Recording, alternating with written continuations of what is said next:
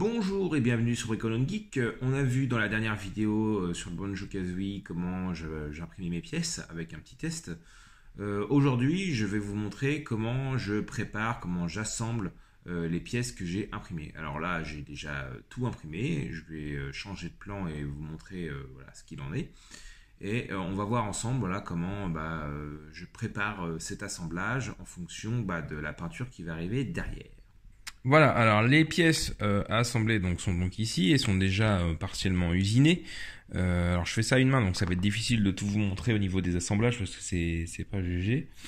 Mais grosso modo, voilà. Moi ce que j'utilise, voilà, c'est des limes. Alors il y a des limes, voilà, comme ça, des trucs style bricolage. Ça peut être aussi des limes à ongles. Ça peut être des limes style maquettiste comme ça. Alors c'est un peu, celle-là c'est en mousse, c'est bien pratique pour faire des surfaces un peu courbes. Carrément des fois j'y vais voilà, au couteau comme ça, au cutter façon couteau de menuiserie. Il y a des limes Tamiya aussi plus fines, voilà, pour faire plus en finesse. Bref, donc le but étant évidemment de retirer de la matière parce que certaines résines font de la rétractation. Donc il est évident que certains assemblages sont un peu délicats quand ça ne correspond plus aux contraintes prévues par le modeleur. Par exemple ici, donc j'avais un petit défaut de surface à cet endroit-là. J'avais une petite ligne qui se voyait. Il y a une différence d'épaisseur entre ce morceau-là et ce morceau-là. Bon voilà, j'ai poncé. L'avantage de la résine, c'est que ça se ponce bien quand même. Après, il faudra passer un coup d'après, éventuellement lisser s'il y a besoin. Enfin bref, le vernis, ça va servir à ça. Donc cette partie-là, voilà, qui s'emboîte bien là-dedans parce que j'ai poncé bien comme il faut dans tous les sens ce morceau-là. Et j'ai voilà, remis à peu près propre le creux de ce truc-là. Comment je vais coller tout ça? Eh bien, alors certains disent ouais, je mets de la résine et je polymère encore aux UV. Ouais, si vous voulez, hein, mais moi je trouve qu'il n'y a rien de mieux pour coller qu'une colle. Parce que remettre de la résine et puis repasser aux UV, j'ai toujours peur en fait que ça ne polymérise pas bien au cœur. Donc voilà, de la colle au moins c'est fait pour ça, de la cyano. Sinon de la bicomposante, quand il y a trop de jeu en fait, moi je mets de la bicomposante, ça comble bien les trous. Donc l'autre partie, celle-là, c'est pareil, elle est prévue pour se clipser là-dessus. Alors bon, je peux pas trop vous montrer, là, je sais pas si vous voulez voir grand-chose, voilà, grosso modo, enfin bref. C'est plus ou moins bien ajusté quand même. C'est pareil pour toutes les parties, voilà, ça on voit que je l'ai bien attaqué. Voilà, parce qu'il y avait vraiment une surépaisseur, je l'ai imprimé dans ce sens-là. Et les supports étaient un peu trop proches de la surface qui est là, ce qui fait que du coup ça crée pas mal de saleté. Les ailes par contre elles sont bien imprimées, il n'y a pas trop de soucis, il y a juste voilà, à les coller. Donc l'opération dans ce genre de figurine, c'est on colle les pièces en fonction de leur couleur. C'est-à-dire que celle-là, en fait, c'est l'aile, elle va être de la même couleur que le reste des plumes qui sont là, et de même couleur que les plumes qui sont là. Donc tout ça, ça va être collé dans une seule pièce. Ça pourrait être collé avec le short, parce qu'on est, on va dire, sur le personnage, et là il y a du pelage, et là aussi il y a du pelage, mais le short n'est pas de la même couleur, et en plus le short il est creux. Donc ça veut dire que quand je vais vouloir peindre le fond là, si je veux vraiment être propre, idéalement, en plus ça va être plus ou moins caché, c'est qu'il y a un trou au fond, c'est qu'il faut que j'ai peint le short avant de coller le pied. Mais après je colle les deux peints en fait, déjà peints. Donc ça je vais pas le coller. Voilà. Et ça par contre je vais le coller. Malgré que le short soit différent du pelage, pour une seule et bonne raison que la jonction va se voir. C'est-à-dire que si je peins ça et que je peins pas, que je peins ça à part, au moment de les coller, si la jonction n'est pas parfaite, ça va se voir. Et c'est le cas ici, voilà. Il y a un léger interstice. Et pour combler l'interstice, je vais utiliser du putti Prince Auguste. On peut utiliser du putti Tamiya, enfin bref, n'importe quel putti peut aller. Moi j'utilise du putti Prince Auguste parce qu'il est assez bon marché, trouvable sur Amazon rapidement, avec des quantités correctes, je crois que c'est par 4 ou 5 tubes. Et il est fourni avec un applicateur assez fin qui permet de bien se mettre partout, de bien lisser tout. Bref, le putty, c'est un truc, grosso modo, c'est comme de l'enduit, ça va combler les interstices, et une fois que ce sera fait, je vais passer un coup d'après sur toute la pièce entière, ça va masquer en fait cette jonction, et je mettrai du scotch pour juste faire le tour, ce qui est assez simple en fait, pour peindre d'un côté le short et de l'autre côté banjo.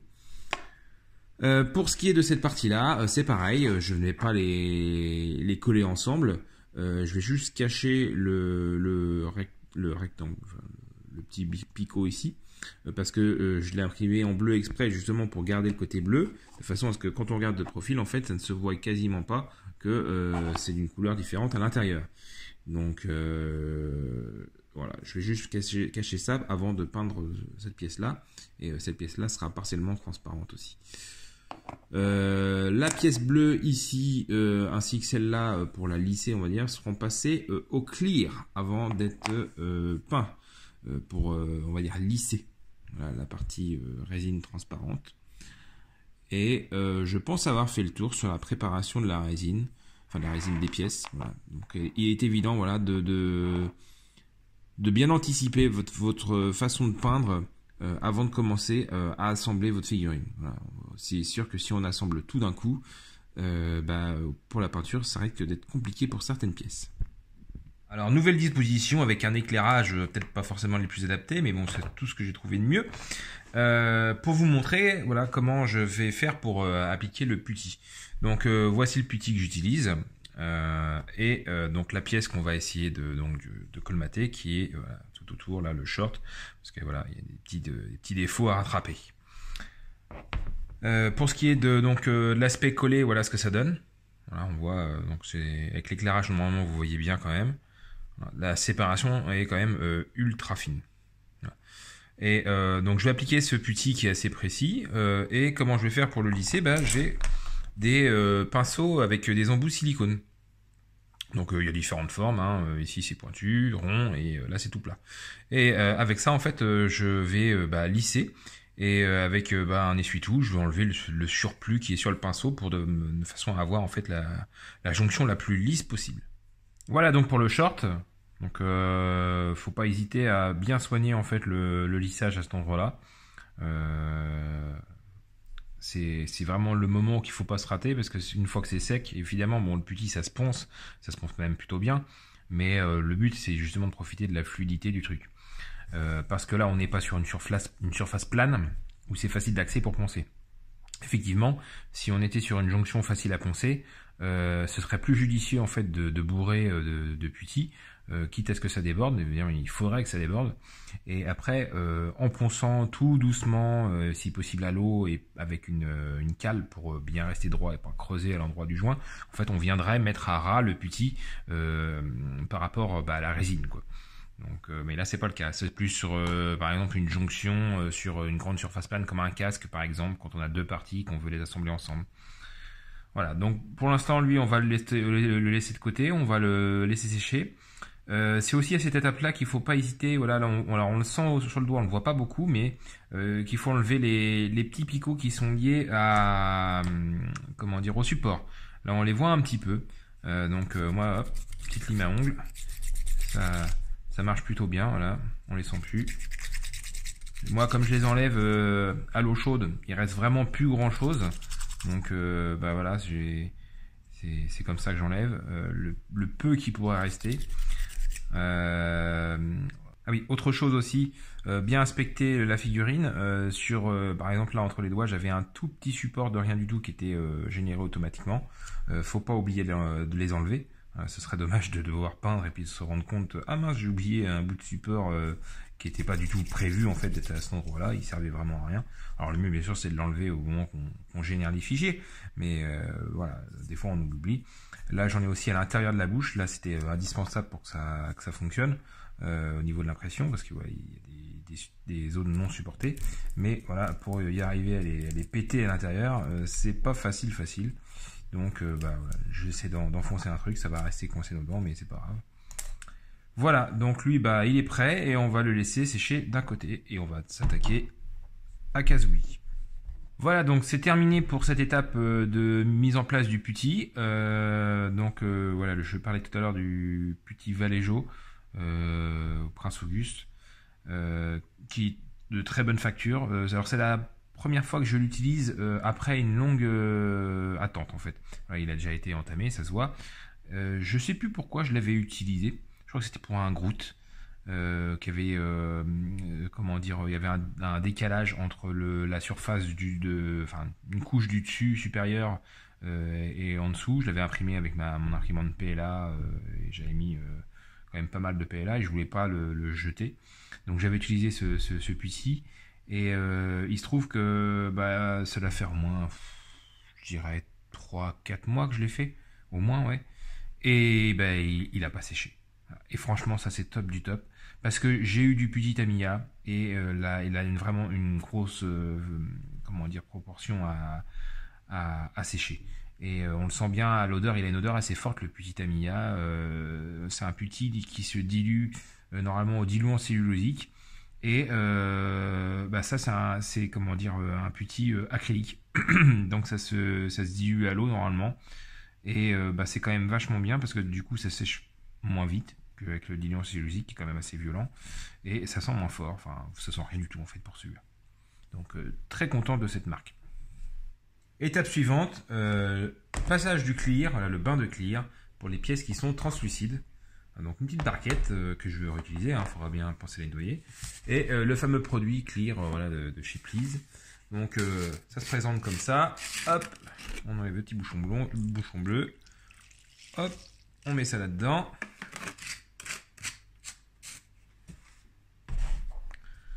On prend la pièce, pouf, on la plonge littéralement dedans. Voilà. Et on laisse égoutter.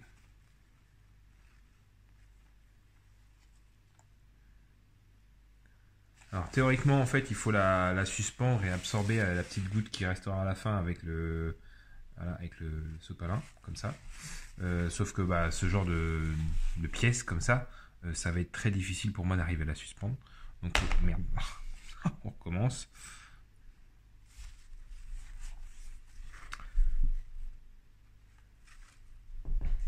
Voilà, donc je disais, moi techniquement ça va être très difficile de suspendre ce genre de pièce parce qu'il y a juste un trou en bas. Oui, il faudrait que je le pince ici avec une pince croco, ça pourrait se faire, mais là il n'y a pas trop d'importance dans la mesure où le bas sera pas visible, donc je vais juste simplement la poser comme ça. Voilà, poser comme ça, ça devrait pas gêner, elle va sécher, elle sera bien brillante. Voilà, donc c'est sec, donc on voit il y a des petites auréoles, mais il n'y a rien de, en fait, qui va se voir après le passage d'après.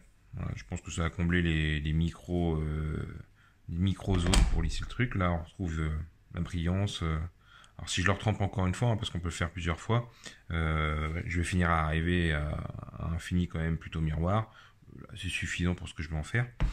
Mon poutis, il est séché, donc ça va le faire. Et donc, bah, maintenant, on va passer à l'étape de l'après.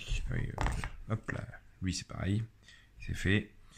Donc pour l'après, moi j'utilise du Mr. Hobby. J'adore cette marque-là. Je trouve que le rapport qualité-prix est plutôt pas mal et la gamme est assez étendue. Et donc, que ce soit en peinture ou en après. Donc là, on a voilà du Mr. Surfacer 1200 en bombe. Donc c'est la version blanche. Il existe en gris. Il n'existe pas qu'en bombe. Moi j'ai aussi un aérographe, donc la bombe c'est quand j'ai pas envie de me faire chier et quand je prends du temps et que voilà je veux faire quelque chose on va dire plus précis et des petites pièces, bah je sors pas la bombe et je sors plutôt l'aérographe. Bon, l'aérographe bien sûr marche sur les grosses pièces et aussi c'est un peu plus économique.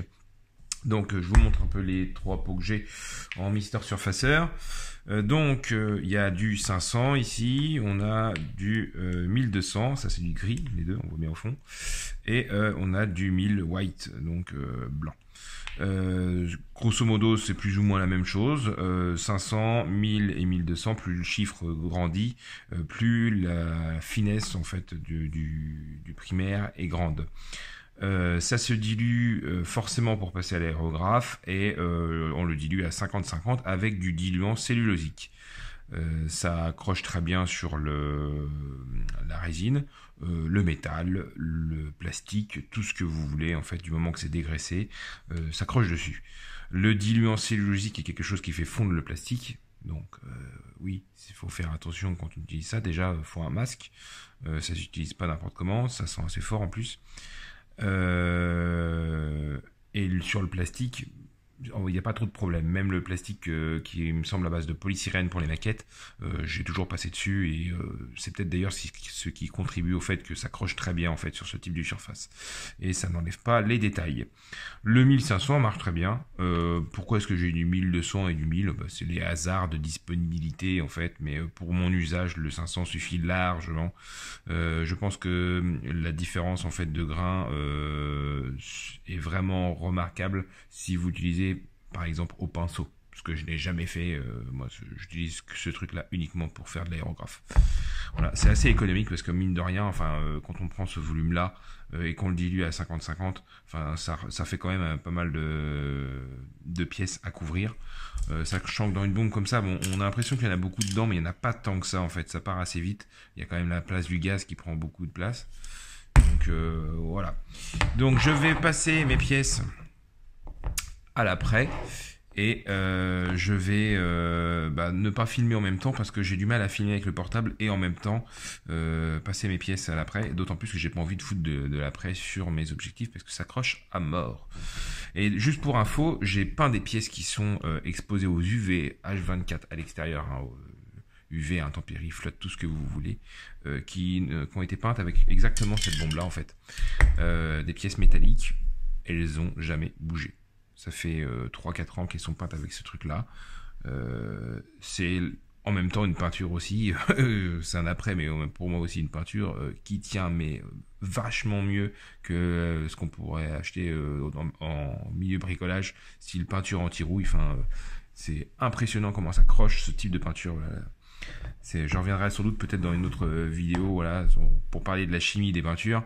Mais voilà, dans les bases de peinture à l'eau, à l'alcool, au white spirit, voilà, diluant pétrole à base de pétrole et diluant cellulosique. Pour moi, ce qui marche le mieux, c'est tout ce qui est là, qui est diluant cellulosique. C'est vraiment le top du top au niveau voilà, accroche sur tout support. Voilà, cette vidéo est donc maintenant terminée. J'ai fini de présenter la préparation de la pièce.